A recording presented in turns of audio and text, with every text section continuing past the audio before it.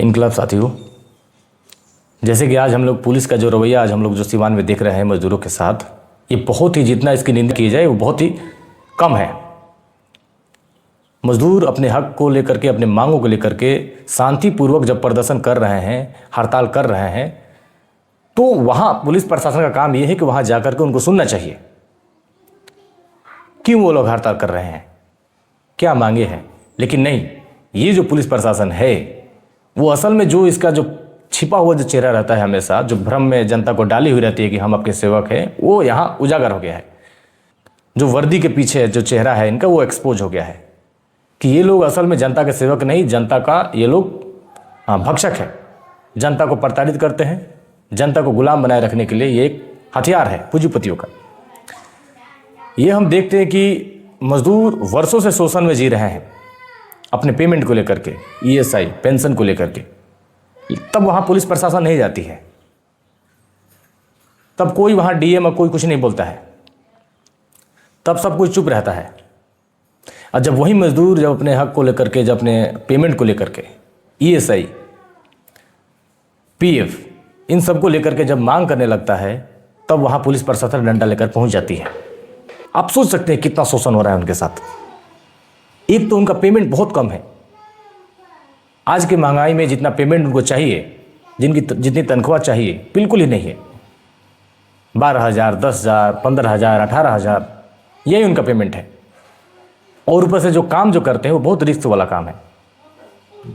कभी भी बीमारी हो सकती है। सड़े गले जो सामान उठाते हैं, जानवर को उठाते हैं, वो साफ करते हैं सिवान को, शहर को। कितनी बड़ी योगदान है उनका। पेमेंट कम, काम बहुत ज़्यादा रिक्सी। उसके बाद भी अगर सोचिए 10-12,000, 18,000 जो पेमेंट है, उसे भी अगर 2-3 महीने के लिए रोक दिया जाए तो फिर उनका जीवन कैसे चलेगा, उनका परिवार कैसे चलेगा। तो ये परिस्थिति बनी हुई है कि मजदूरों का जब न तब देखा जाए, अगर वे तो हड़ताल चलते ही रहता है, तो हर कुछ समय के बाद जब वो हड़ताल करते हैं तो वादा किया जाता है झूठा, और जब हड़ताल टूटता है तो फिर स्थिति बनी रह जाती है। 3 महीने से 2 महीने से मजदूरों का जो पेमेंट है वो रुका हुआ है। सोचिए कैसे उनका परिवार चल रहा है। 10,000, 12,000, 18,000 का जो पेमेंट है वो भी अगर समय पर ना मिले, 2 महीने 3 महीने पर मिले, तो कैसे चलेगा उनका परिवार। किस परिस्थिति से वो लोग गुजर रहे हैं। एक तो उनका इतना बड़ा योगदान है कि सिवान को साफ सफाई करके बीमारियों से मुक्त कर रखते हैं। आम नागरिक, हम जैसे और आप जैसे लोग जहाँ वहाँ किसी काम के लिए जाते हैं या उस रास्ते से जाते हैं तो हमें साफ दिखता है, तो वो उनका ही योगदान है। फिर भी उनका जो पैसा लूट लिया जाए, उन्हें पैसा दिया ही नहीं जाए, तो ये कहाँ का न्याय है। तो क्या मजदूरी इसे बर्दाश्त करते रहे, गुलाम बन जाए। गुलाम तो बनाने की कोशिश हो ही रही है। तो वो जब इनसे तंग आकर के, उब करके रिक्वेस्ट करते हैं सरकारी जो अफसर हैं, जो नगर पालिका प्रशासन है, यहाँ वहाँ, कभी इसके ऑफिस कभी उसके ऑफिस, रिक्वेस्ट करने के बाद भी उनकी एक भी बात नहीं सुनी जाती है। बड़े बड़े बिल्डिंग देखते हैं आप, लेबर डिपार्टमेंट है, स्वास्थ्य विभाग है, डीएम साहब का वहीं पर ऑफिस है, सब सिवान में ही सभी पूरा प्रशासन सब पड़ा हुआ है। लेकिन उनके सामने ही उनके नाक के नीचे ही अन्याय हो रहा है। तो ये बिल्कुल मत समझ लिए कि वो जानते नहीं हैं। हाँ, ये बिल्कुल है कि उनके मिली भगत से ही ये सब हो रहा है, उनके मर्जी से ही हो रहा है, और वो चाह रहे हैं तभी हो रहा है। तो ऐसे में ये जो समस्या है सिर्फ मजदूरों की समस्या नहीं है, ये हम सबकी समस्या है।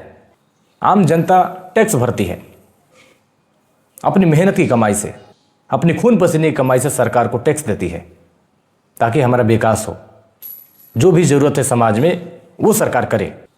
तो जब मजदूर हम लोग जब टैक्स भर ही दे रहे हैं, जब आम जनता टैक्स दे रही है, और टैक्स देने के बाद मजदूरों का पैसा जब नहीं दिया जाए, 2-3 महीने बाद मिले भी तो बहुत कम, कि हम साफ़ सफाई के लिए पैसा दे रहे हैं, हम वहाँ के विकास के लिए दे रहे हैं, और ना साफ सफाई हो रहा है ना विकास हो रहा है, क्योंकि मजदूरों को पैसा ही नहीं मिल रहा है। तो क्यों वो लोग साफ सफाई करेंगे, क्यों काम करेंगे। तो हम पैसा भी दिए, जबरदस्ती हमसे पैसा भी लिया गया, और जो काम किए उनको पैसा भी नहीं दिया गया, बीच में खा लिया गया। तो यह शोषण तो दोनों तरफ हो ना, जनता का भी और वो जो काम करे उनका भी। तो यह समस्या सिर्फ मजदूरों का नहीं, ये समस्या इस व्यवस्था का है जो इस तरह का लूट को इजाज़त देता है। और हमें इसे ख़त्म करना होगा, हमें इसके खिलाफ बोलना होगा। जितने भी लोग हैं जो सिवान में हैं, उन सभी को हम सभी लोगों से अपील करना चाहते हैं कि मजदूरों को का जो ये उत्पीड़न जो उन पर हो रहा है, जो जनता का जो टैक्स का जो बंदरबाट किया गया है, उसके खिलाफ हम सब लोग मिल करके आवाज़ उठाएंगे, मजदूरों को साथ देंगे ताकि उनका जो पैसा है वो मिल जाए और उनका भी जीवन एक खुशी से जिए, वो भी अपने बाल बच्चों को पढ़ाए, इलाज कराए। तो ऐसी परिस्थिति में मजदूर अकेले नहीं है, मजदूरों को साथ देने के लिए पूरी आम जनता उनके साथ है और होना चाहिए। हमें इसकी आवाज़ उठाना चाहिए और ये जो शासन प्रशासन है इसके खिलाफ हमें लड़ना चाहिए, संघर्ष करना चाहिए। ये जान लें कि मजदूर आपके अधीन नहीं है। ये जितने आप देख रहे हैं बड़े बड़े बिल्डिंग, गाड़ियाँ, सड़क, ये सब मजदूरों की बदौलत है, आपकी बदौलत नहीं है, प्रशासन की बदौलत नहीं है। इसलिए मजदूर झुकेंगे नहीं आपके सामने। सबसे बड़ी ताकत अगर है तो वो मजदूरों और किसानों की ताकत है। आपके सामने वो झुक नहीं सकते हैं, आपको झुकना होगा। उनकी मेहनत की कमाई से आपका जेब भरता है, आप लूट रहे हैं।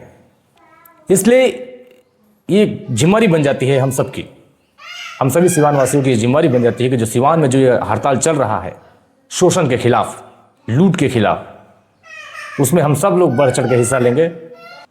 इन सभी बातों का करके मैं आप सबको फिर से इनकलाब जिंदाबाद करता हूँ।